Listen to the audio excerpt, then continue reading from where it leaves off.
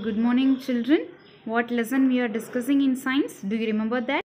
Yes, we are discussing about force. Force na enna adanalla ஏற்படுற changes enna அப்படிங்கறத நேத்து பார்த்தோம். And today we are going to discuss about the types of force. இன்னைக்கு என்ன பார்க்க போறோம்?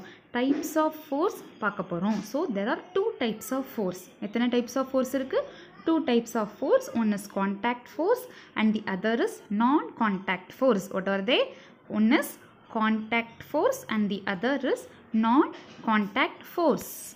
First, contact force. Contact force na enna அப்படினா when a force is applied by touching the object.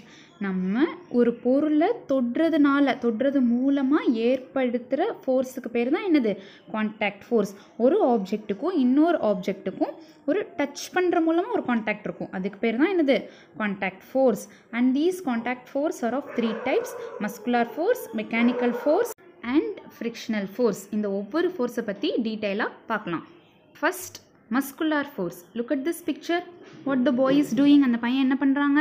He is cycling. Cycle ஓட்டுறாங்க. அதுக்கு நம்ம என்ன force கொடுக்குறோம்? Muscular force. காலில் இருந்து தானே நம்ம ஃபோர்ஸ் கொடுக்குறோம். காலில் இருக்க மசில்ஸ் செயல்படுறனால தான் சைக்கிள் என்ன ஆகுது? மூவ் ஆகுது. அண்ட் இன்னொன்று, கான்டாக்ட் இருக்கா இல்லையா? நம்ம காலுக்கும் சைக்கிளுக்கும் ஒரு கான்டாக்ட் இருக்குது. சைக்கிள் கால் வந்து பெடலை டச் பண்ணுது. So it is a type of contact force. And another example, what is she doing? She is making pots. என்ன பண்ணுறாங்க? மண்ணை யூஸ் பண்ணி மண் பானைகள் செய்கிறாங்க. ஸோ இது கான்டாக்ட் ஃபோர்ஸா நான் கான்டாக்ட் ஃபோர்ஸா? First it is a contact force. கையை யூஸ் பண்ணி மண்ணை தொட்டு என்ன பண்ணுறாங்க? ஒரு பானை செய்கிறாங்க. அப்போ இது கான்டாக்ட் ஃபோர்ஸ். கான்டாக்ட் ஃபோர்ஸில் என்ன type of force? Muscular force. Hand மசில்ஸை யூஸ் பண்ணி ஹேண்டில் ஃபோர்ஸ் கொடுத்து பண்ணுறாங்க. So it is a muscular force. If a force is applied using the parts of our body, it is called muscular force. நம்ம பாடியில் இருக்க பார்ட்ஸை யூஸ் பண்ணி ஒரு ஃபோர்ஸ் க்ரியேட் பண்ணுறோன்னா அதுக்கு பேர் தான் என்னது? Muscular force. ஸோ கான்டாக்ட் ஃபோர்ஸில் மஸ்குலர் ஃபோர்ஸ் என்னன்னு பார்த்தாச்சு. நெக்ஸ்ட் என்ன force? Mechanical force. What is mechanical force? It is a force applied by a machine. It is called mechanical force. ஒரு மிஷினை யூஸ் பண்ணி அங்கே ஒரு ஃபோர்ஸ் அப்ளை பண்ணி ஒரு வேலை நடக்குது அப்படின்னா it is called as mechanical force. For example, mixie. வீட்டில் மிக்சி இருக்கும், உள்ளே போட்ட உடனே அரைச்சி நம்மளுக்கு என்ன வந்துடுது? சட்னியாக வந்துடுது. அங்கே என்ன ஃபோர்ஸ் கொடுத்துருக்காங்க? Mechanical force. ஏன்னா மிக்சிக்குள்ளே என்ன இருக்குது? It has a machine. அந்த மிஷின் வந்து ஃபோர்ஸ் கொடுக்குது, அதனால பிளேடு சுற்றுது, அதனால உள்ளே போடுற ஆப்ஜெக்ட் கிரைண்ட் ஆயிடுது. Mechanical force. And another example is bulldozer. இதை எதுக்கு யூஸ் பண்ணுவாங்க? கீழே நல்லா தோன்றதுக்கு, ஆழமாக தோன்றதுக்கெலாம் என்ன யூஸ் பண்ணுவாங்க? புல்டோசர் தான் யூஸ் பண்ணுவாங்க. இதுக்குள்ளேயே என்ன இருக்குது? ஒரு மிஷின் இருக்குது. அந்த மிஷின் ஒரு ஃபோர்ஸ் கொடுக்கும், அதனால அது என்ன பண்ணுது? நல்லா ஆழமாக அதால் தோண்ட முடியுது. So if a force is applied by a machine, it is called mechanical force. மிஷினால் ஒரு ஃபோர்ஸ் அப்ளை ஆகுதுன்னா அது என்னது? Mechanical force. Next, frictional force. What is friction? first, frictionனா என்னது? ஃப்ரிக்ஷன்னா ஏதோ ஒரு ரெண்டு ஆப்ஜெக்ட் உரசேல அங்கே வர்ற ஃபோர்ஸ் தான் என்னது? Frictional force. சிம்பிள் எக்ஸாம்பிள், நம்மளுடைய ஆன்சஸ்டர்ஸ் வந்து 2 கல்லை உரசி அதிலிருந்து என்ன கண்டுபிடிச்சாங்க? ஃபயர், நெருப்பு கண்டுபிடிச்சாங்க. ஸோ அந்த 2 கல்லை உரசேல அங்கே ஒரு ஃபோர்ஸ் வருதுல்ல, அதுதான் என்னது? ஃப்ரிக்ஷன். ஸோ அந்த ஃபோர்ஸுக்கு பேர் தான் frictional force. Friction occurs whenever two surfaces rub against each other. ஒரு சர்ஃபேஸும் உரசேல அங்கே ஏற்படுற ஃபோர்ஸ் தான் என்னது? Frictional force. They always oppose the motion. மோஷனை அது எப்போயுமே ஒரு மூமெண்ட்டை அது என்ன பண்ணும்? எப்போவுமே அப்போஸ் பண்ணும். That is called as frictional force. Let's see some examples.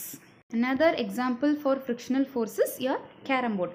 Carrom போர்டில் என்ன பண்ணுவோம்? ஸ்ட்ரைக்கரை அடிப்போம். அது எதில் உரசுது? கேரம் போர்டில் ஸ்ட்ரைக்கர் உரசுது. ஸோ அங்கே என்ன க்ரியேட் ஆகுது? ஒரு ஃப்ரிக்ஷனல் ஃபோர்ஸ் க்ரியேட் ஆகுது. நீங்கள் நல்லா ஸ்ட்ராங்காக அடித்தா தான் ஸ்ட்ரைக்கர் என்ன ஆகும்? நல்லா மூவ் ஆகும். சும்மா ஸ்மூத்தாக அடிச்சிங்கன்னா கொஞ்சம் தூரம் போய் ஸ்ட்ரைக்கர் என்ன பண்ணிடும்? நின்றும். ஸோ அப்படி போகிறது அதுவாக நிற்கிதில்ல, நிற்கிறதுக்கு காரணம் என்னது? Frictional force. So children, there are 3 types of contact force. Contact force 3 types பார்த்தோம். muscular force, forces applied using the parts of our body, and mechanical force, forces applied by a machine, and frictional force, forces applied by rubbing the two objects. So contact force வச்சு clear ஆயிருக்கும்னு நினைக்கிறேன். Next let's see non contact force. Non contact forceல என்னெல்லாம் இருக்குன்னு பார்த்தோம். First gravitational force and magnetic force. So gravitational forceனா என்ன, magnetic forceனா என்னன்னு பார்க்கலாம். Next gravitational force. Next என்ன force? Gravitational force. புவி ஈர்ப்பு சக்தி. நீங்கள் பாலை நல்லா தூக்கி மேலே போடுங்க, ஆட்டோமேட்டிக்காக அந்த பால் என்ன பண்ணிடும், கீழே வந்து விழுந்துடும். ஸோ மரத்தில் ஆப்பிள் நிறைய தொங்கிட்டு இருக்க ஆப்பிள் திடீர்னு என்ன பண்ணுது, கீழே விழுகுது. எப்படி விழுகுது, மேலே தூக்கி போடுற பால் ஏன் மேலேயே போகாமல் கீழே வந்து விழுகுது. நம்ம எப்படி கீழே விழுகாமல் தரையில் நடந்துக்கிட்டே இருக்கோம், ஏன் அப்படின்னா கிராவிடேஷ்னல் ஃபோர்ஸ். அது என்ன அப்படின்னா, எர்த்தில் வந்து ஒரு ஃபோர்ஸ் இருக்கும். அந்த எர்த் என்ன பண்ணுது, என்ன மேலே போனாலும் அதோட ஃபோர்ஸால் கீழே இழுத்துரும்.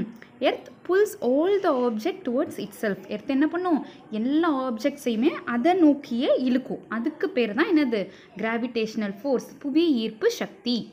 Next magnetic force. உங்களுக்கு மேக்னெட் தெரியும், நிறைய வச்சு விளையாண்டுருப்பீங்க. மேக்னெட் என்ன செய்யும், இரும்பு பொருட்கள் அயன் ஆப்ஜெக்ட்ஸை என்ன பண்ணிடும், ஈர்த்துக்கிறோம், இழுத்து அதோடு சேர்த்து வச்சுக்கிறோம். ஸோ மேக்னெட்டுங்கிறது ஒரு மெட்டீரியல். ஸோ அதில் ஒரு ஃபோர்ஸ் வருது, அந்த ஃபோர்ஸ் என்ன பண்ணுது, அயன் ஆப்ஜெக்ட்ஸை மட்டும் அட்ராக்ட் பண்ணுது. ஸோ அந்த ஃபோர்ஸுக்கு பேர் தான் என்னது, மேக்னெட்டிக் ஃபோர்ஸ்.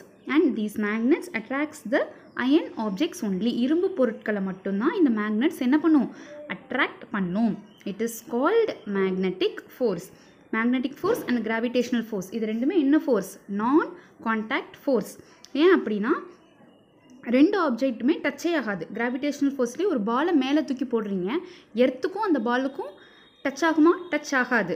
ஆனாலும் அங்கே ஒரு ஃபோர்ஸ் ஏற்படுது, பால் வந்து கீழே விழுந்துருது. த சேம் இன் மேக்னெட்டிக் ஃபோர்ஸ்லையும் அதே தான். அயன் தனியாக இருக்கும், மேக்னெட் தனியாக இருக்கும். ஆனால் அங்கே ஒரு ஏற்படுற ஃபோர்ஸ், மேக்னெட்டில் ஏற்படுற ஃபோர்ஸ்னால அயன் ஆட்டோமேட்டிக்காக வந்து என்ன பண்ணிடும், மேக்னெட்டில் டச் ஆயிரும், ஒட்டிக்கிறோம்.